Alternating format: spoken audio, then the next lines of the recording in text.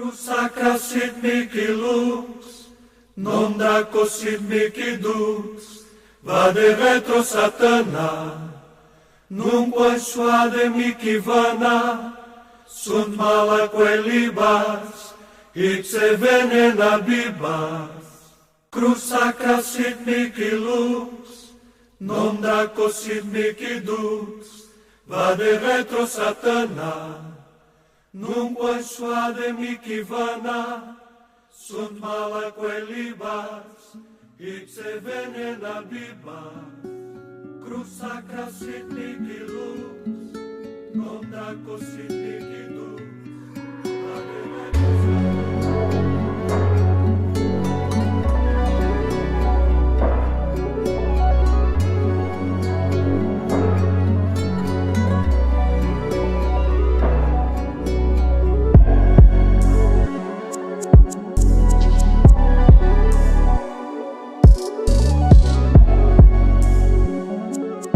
Voici quelques extraits du livre Mémoires de sang, écrit par le nom de plume Alexandre de Danann, ouvrage à ne pas mettre entre toutes les mains, s'appuyant sur une documentation provenant de sources pour la plupart rares ou inédites. Il y est décrit notamment l'existence d'une gnose sous-jacente aux civilisations, rampantes et occultes, pouvant être définie comme le culte du serpent, incarné ici-bas par les diverses sectes ou sociétés secrètes initiatiques, ce que je définis dans le livre MK comme étant la religion sans nom, que l'on pourrait tout aussi bien appeler la religion aux mille visages, ses multiples formes n'étant rien d'autre que des manifestations d'une souche de fond qui s'adapte aux époques et aux civilisations humaines. C'est une doctrine clandestine, une gnose transhistorique qui n'a donc pas d'appellation précise et qui façonne pourtant notre société moderne par l'infiltration depuis des siècles. Les forces obscures ont toujours cherché, sous leurs innombrables formes, à bouleverser les valeurs traditionnelles de l'esprit. Elles se placent au-dessus et au-delà du bien et du mal. Il est important d'observer que, pour agir dans le monde et rendre opératives ces méthodes, il lui faut se créer préalablement un terrain favorable. Celui-ci est généralement constitué par une situation équivoque et chaotique à tout niveau.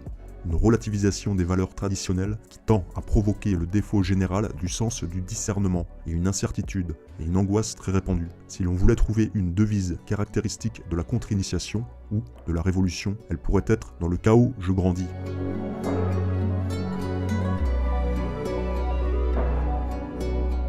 Il est nécessaire d'ajouter qu'aujourd'hui, la contre-initiation, la révolution, a tendance à n'être considérée que comme un faux problème. Mais il ne faut pas oublier que le coup de maître des forces obscures est celui de faire croire qu'elles n'existent pas. Ce que nous tenons à démontrer, c'est que les centres ou noyaux d'où émanent et se régénèrent les forces contre-initiatiques, révolutionnaires, sont à chercher dans le cadre d'une certaine lignée bien déterminée. Ces lignées détentrices d'un sang particulier, héritées d'un ancien, je cite, pacte avec les anges déchus, recréent ou réveillent à dessein des sociétés secrètes, des écoles, des sectes, par l'intermédiaire de certaines individualités spécialement préparées, que l'on pourrait considérer comme un genre particulier de possédés, et chargés des pouvoirs nécessaires, toujours d'ordre psychique bien entendu, qui leur permettent de provoquer pour une certaine période plus ou moins longue, mais toujours limitée, des phénomènes qui constituent l'élément catalyseur autour duquel se créeront ces groupements occultes.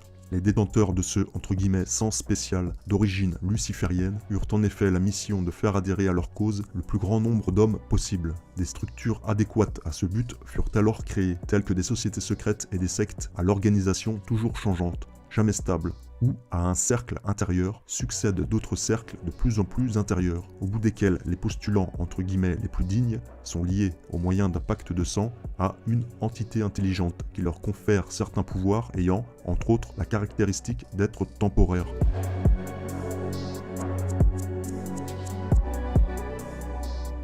Ces entités ne sont rien d'autre que des démons, c'est-à-dire les anges déchus et leurs auxiliaires. Ici, nous n'avons pas affaire à des sectes pseudo-initiatiques de constitution récente, mais avec l'essence même de la contre-initiation, avec l'essence de ceux qui se sont révoltés contre Dieu et de ceux qui n'ont pas reconnu la venue de son Fils, ceux dont le sang a été contaminé par le péché d'orgueil.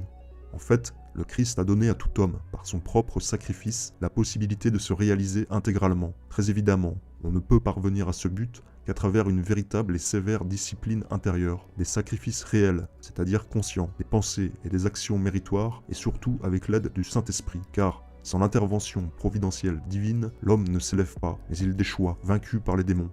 C'est le Christ, le Verbe, et lui seul qui doit être le maître, qui doit être l'initiateur. C'est Dieu seul et son Esprit Saint qui peut vous donner la vérité parfaite, mais il faut la lui demander humblement. Dieu donne la sagesse, et il la répand largement sur ceux qui l'aiment, mais la refuse à l'orgueil et à la superbe.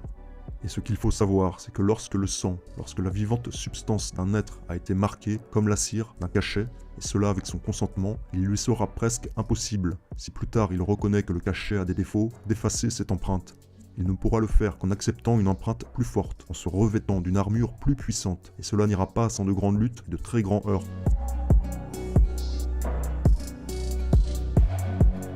Parfois même, celui qui a été accepté selon les rites, membre d'une confrérie initiatique ou occulte puissante, paye automatiquement de sa vie. La faute pour lui de non pas vouloir trahir la confrérie, mais seulement la quitter, s'en détacher. On ne joue pas impunément avec les mystérieuses lois du sang, et tout serment prêté attache le sang, dans le sang. À l'intérieur de certaines sectes, on parle encore aujourd'hui de, je cite, la mort par épuisement, qui est la destinée de ceux qui révèlent le secret initiatique.